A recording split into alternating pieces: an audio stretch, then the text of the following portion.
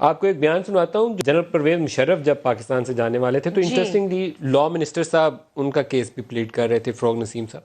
تو اس وقت ان کے آرگومنٹس کیا تھے؟ ایک چھوٹا سا مختصر سا کلپ ہے, دکھائیے گا پروڈیوسر صاحب اس وقت کیا کہا تھا انہوں نے.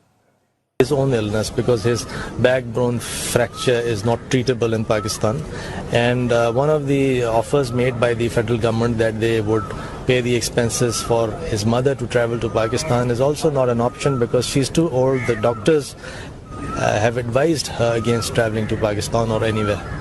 So you're saying that it's possible that he would leave this country in terms of this new order and then return again to court to face these charges? That Clear his name, you would say. That is what he's told me, and if he goes and he wants to go to meet his mother, he is going to come back. That's what he's told me.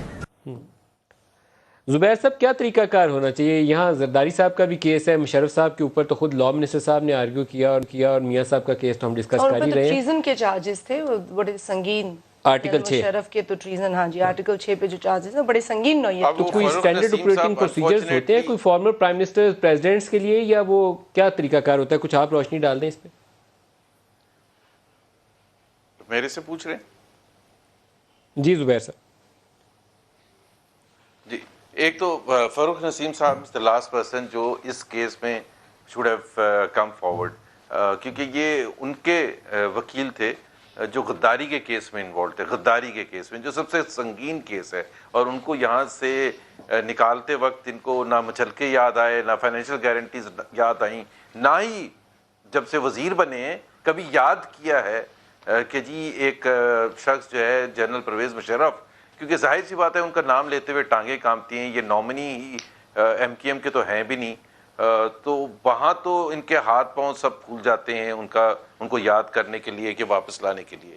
اب مسئلہ یہ ہے کہ ہم صرف ان سے یہ کہہ رہے ہیں کہ یا تو آپ نے بالکل صحیح یہاں تجزیہ کیا کہ بالکل صحیح چل رہا تھا, اور جو ان کا اپنا وہ بیانیہ ہے وہ بیک فائر ہونے لگا. لوگوں نے ان کو کہا کہ آپ تو کہتے تھے ایک دو نہیں ایک پاکستان, اور میں چھوڑوں گا نہیں ان کو, اور یہ تو نواز شریف بڑے آرام سے چلے جائیں گے.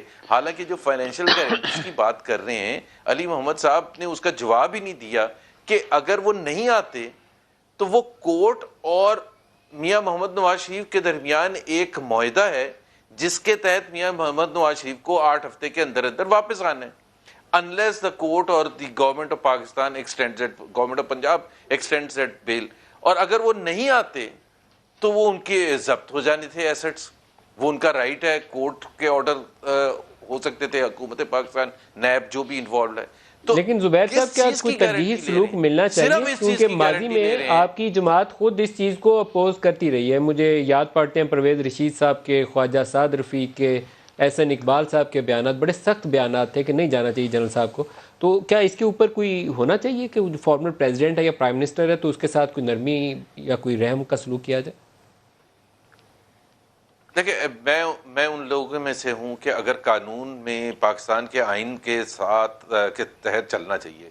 اگر قانون میں ایسی کوئی چیز نہیں لکھی ہوئی, کوئی پروویژن نہیں ہے کہ ان کے لیے کوئی اسپیشل ٹریٹمنٹ ہو, تو پھر نہیں ہونی چاہیے.